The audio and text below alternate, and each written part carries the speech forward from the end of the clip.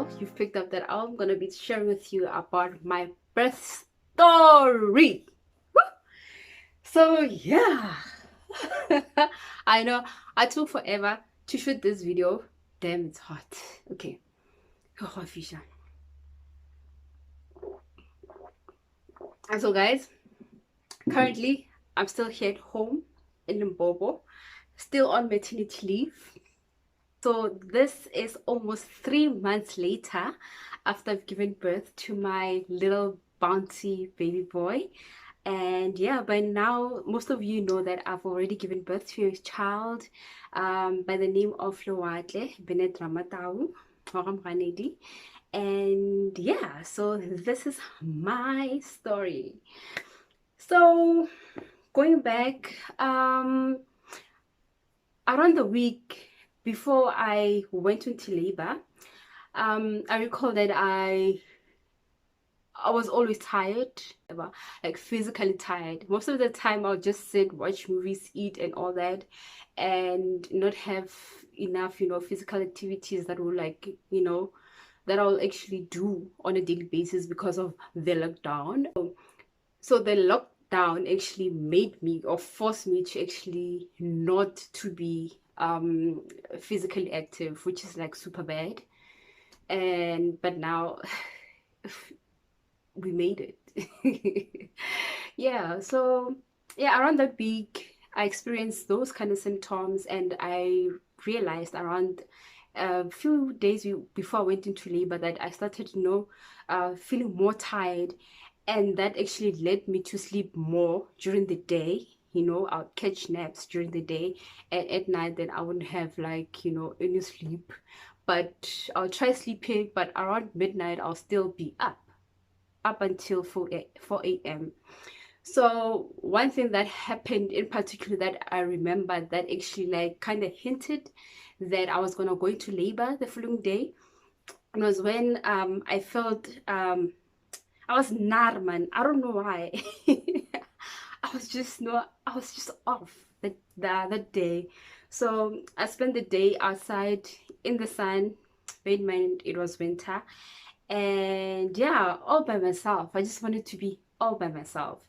And later on that day I remember that I felt like taking a walk or doing some physical activity. So I ended up actually leaving my sister and like leaving without telling her I'm gonna go take a walk. So I did leave without her noticing. By the way, I've never left the house or went anywhere without anyone guarding me or taking care or looking out for me. I've always had someone with me, which is so crazy. So I knew that if I were to tell my sister, oh, because she was busy making burgers, then I'll walk with you. So I was like, nah, I want to do it now. So then I left. So I left, and I think I took a walk for like 15 minutes, and I covered like maybe 2 blocks or 3 blocks. And I did wanted to actually take a longer distance, but then it was already dark and getting late, and I can't be risky. And yeah, again, I went back home, and I got there, then I prepared for bed, and so that I can watch I can watch my movies comfortably in bed. So I did that. Excuse me, there's one fish. So I went back home, then I prepared, went to bed, and obviously watched some movies, and I fell asleep. So obviously my bladder is like I gotta pee now and then. So I remember waking up after maybe around every 20 minutes. I remember getting up like almost every 20 minutes. But the thing is, after I'd wake up, I'd go back to sleep without like a hassle or struggling. So I slept. So normally I'd be up around 11 a.m. and 12, as I mentioned, and that didn't happen that night. So Come in the AMs, 2 a.m. to be exact. That's when I started having contractions. Yeah, turns out there were contractions. I didn't know. Well, your girl now was in denial. Ne? Your girl was in denial because I felt like, oh, I'll get a Braxton Hicks. My due date is on the 8th of July, so it can't be this early. Or maybe it could be after the 8th of July, around the 10th, 12th. So that's around the days that, you know, my midwives and doctor would actually like tell me, or no, you're gonna be giving birth around this time. So I wasn't expecting that to happen before my actual, you know, due date. Anyway, so get now all like then get now I grab my phone and then my pillow, and then I get into this other pregnancy app, which is brilliant. I forgot the name of the pregnancy app. Anyway, it's what I've been using to track down my pregnancy from the day I learned that I was pregnant. So it has this other section where you can actually record your contractions to see how far apart are they and how long they take. So I did that, and they were 20 minutes apart, and then they would maybe last a good 30 seconds. So from 2 until 4, I kept quiet. All I did was just like keep on turning and tossing on the bed, and I didn't want to, you know, tell my sister, because like, I don't know, there's something about, I don't know, women, especially most of the videos that I've been watching on YouTube, most of the ladies who actually were in labor were actually in denial of fighting the fact that they were in labor. And that thing happened to me, which like, it's so crazy. So I was in denial, although I kept checking how far apart my contractions were and how long they were. So they started to increase and they started to be close apart. So that didn't make me click and be like, sis, I think it's time. Hang. I stood there, got stubborn. And I remember getting out of bed and walking around the room, you know. And then my sister, she wakes up. Next thing, she looks at me, she's like, Ginny, King, are you okay? You know, she was so worried, panicking. Ginny, King. And that time, I don't want to say Jack. In my head, I want to purchase airtime so that I can call someone, but I'm not doing it, you know? Like, I'm making everything take longer. Like, I'm just doing unnecessary stuff, you know? That time, my sister, she's the one who's panicking. Anyway, I'm like, nah, sis, I get a Braxton. I don't wash you crazy, ratamai. Hurry, wagaf. Yes, sis. Fulla Papa. So Papa is my boyfriend's best friend. So he lives close by. So that day he wasn't around. He was elsewhere. So now we had to actually call our plan B guy, which is Sipo, my sister's man. So like Liliana, he was already up preparing for work around that time. And it was I think it was 4:30. Yeah, 4:30 to 5, because he leaves for work around 5. So he was already preparing for work. So I'm like, sis, but nigga sharp. Then there she goes. She starts, you know, packing and, you know, taking my chargers, twin plugs, all those little stuff that, like, obviously I did not pack in my hospital bag because I was still using them. And then Miguel ke now all I get says naturally kinyaga rooibos.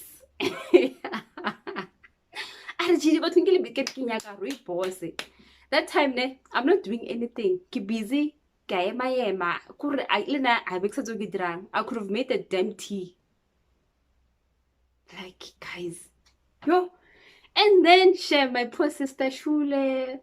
Uchalamesa ka ketleleng, uchalamesa ma fresh wa plaka, prepare la tea. And then beep, a hoot go gating. That's my transport to the hospital. I would deceive you. Joleng ke lebetse ka teng, ke tsene taba joleng ya gore nna ke lebetse ka teng, ke tsene taba gore joleng nna ke nyakana le a blankie. Now, you know, like, no, sissy, don't forget my blankie. I want my blanket. Hey. That time, ne, I'm sweating, but I'm looking for pregnancy. And like, le shoko. kore and I remember I said to my sisters, no, now I'm fabulous. And guys, especially I won't be going to any labor room. Like I'm gonna go there, with my lip gloss on, hair done, snatched, no sleepers. Okay, I went there, jalo nka di pijama le gown le kefa e nngwe shoe ya go robala e dira gore ke nna koko kore yo modimo. That morning ke nna bale ka namela. My sister actually vele was the one actually like finishing up with the packing and asking me what else am I gonna need for when I get discharged, because I needed like a second bag so that they can when I get discharged they'll actually drive me down home. Yeah, they drove me down home, so I was gonna need really a second bag for my stay at home for my labor, my maternity leave. So yeah, I got there at the hospital around, I think it was past 5 or 5. We got there and yeah, I got checked. It was super cold. I remember now that I started settling down because I got used to the pain. So I stopped being dramatic and jumping around and walking around. So they put me in a wheelchair. Since this COVID-19 new regulation happened, you just don't go inside of the hospital before you get screened, and for them to do that you have to go to a separate location. In this case it was a tent right just behind the hospital.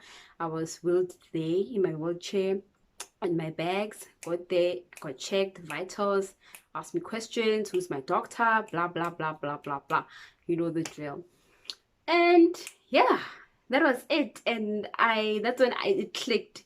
Where the nurse asked me, okay, so when did the contraction start? So I told her, I think around 2. Yeah, I think around 2. She was like, yo, you've been, girl. No, no, no, no, no, no. You must be close. So, you need to go in. You need to go in. That's when it clicked on. My baby's gonna be here. So, okay, finally, I'm right at the end. Okay, my baby, he's coming. That kind of thing. So I was excited while I was in that pain. Really, it was so excruciating. But then you go survived. So yeah. So after that, I got wheeled into the hospital. They booked me a room, obviously. And when they took me inside, they covered my bags with like a whole bunch of plastics, and they covered me with a whole transparent plastic, also the wheelchair, so that if I was positive for COVID-19, I wouldn't actually be leaving traces of it on the walls or wherever I pass throughout the hospital. So I get into my room, and the nurse like, okay, you can lie on the bed and you can change into this little thing, that little gown thing that they give you at the hospital. So that's what I got changed into. Then I got strapped with that little instrument that actually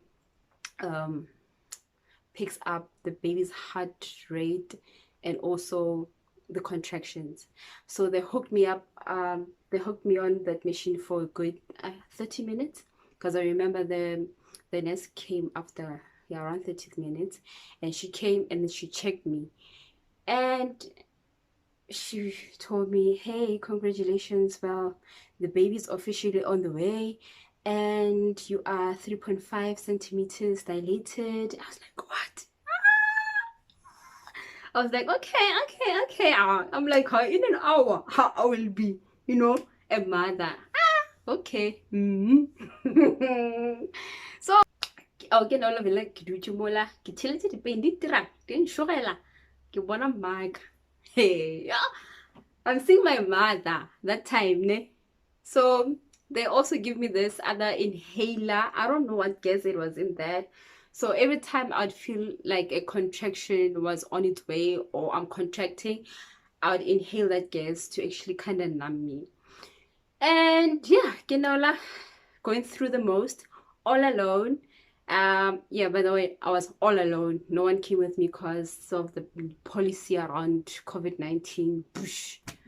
Anyway, yes, your girl was doing it all alone. And to think of it now, I was going through the most, and I think it was best that I didn't have anyone in my labor room, ne, during that time I was laboring, because I was concentrating on breathing and, taking tracking down on the contractions and inhaling that gas.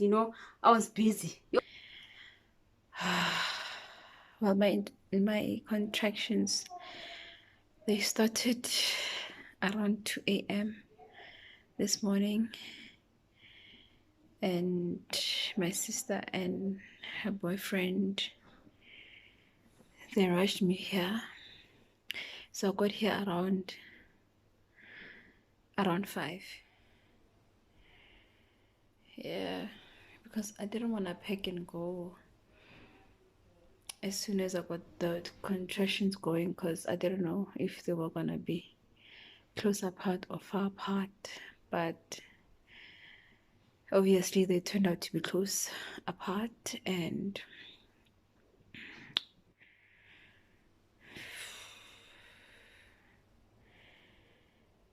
I got here, and a midwife checked me, and turns out that I am 3 centimeters dilated and 60% effaced. And I just took a shower. It helped a little bit. It soothed me a little bit. And that's when I saw that, okay, I was also losing my bloody show.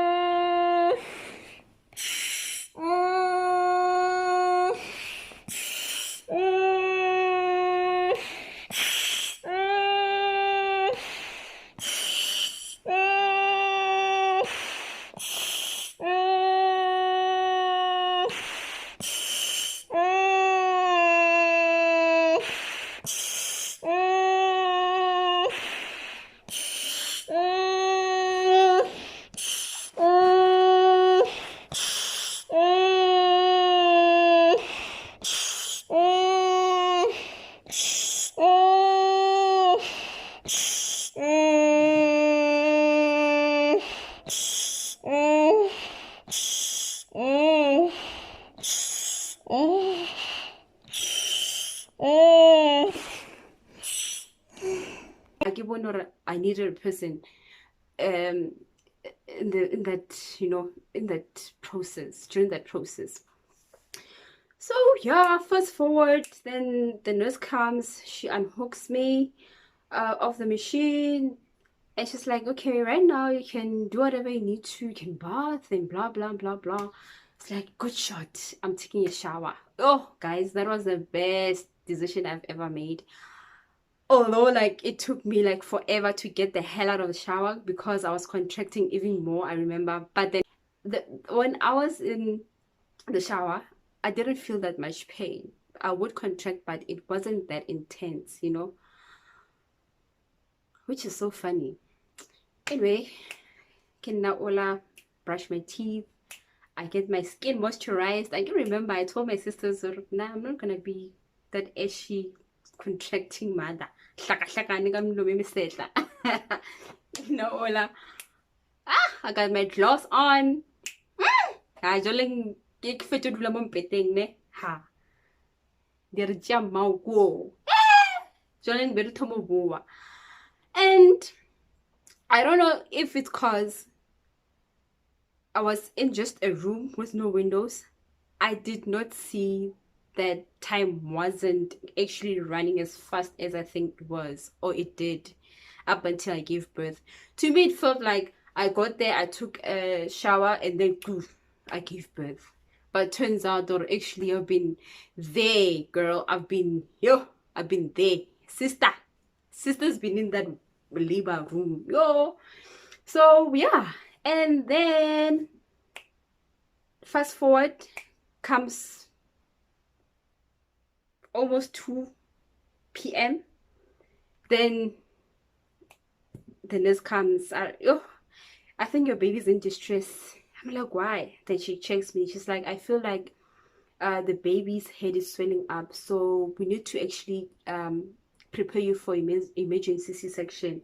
That time, my doctor, Dr. Ndegwitz, it's here. Yeah, he's here. I'm like, no, guys, Lord, I did not pray for this. Please, please, please. You can't. I prayed so much. I was like, heavens, please hear me out. And then, guess what? They checked me again. I was fully dilated. I was like, now I need to poop. As in like yesterday. So it's like, no, no, no, no, sit down, sit down. Because already I was busy walking around. It's like, oh my gosh, okay, okay, sit down. I'm calling a doctor. So they called me another doctor because my doctor had an emergency. So yeah, then surely I feel got there. Now it's time to push. Girl, more 12 minutes, gotta push. Mishima ka. Hey! So, kitabile. And I feel funny because now my body is going back to its normal stage, you know. And they're like, here's a baby. And my baby boy Lawata was born 3.5 kgs on the 3rd of July 2020.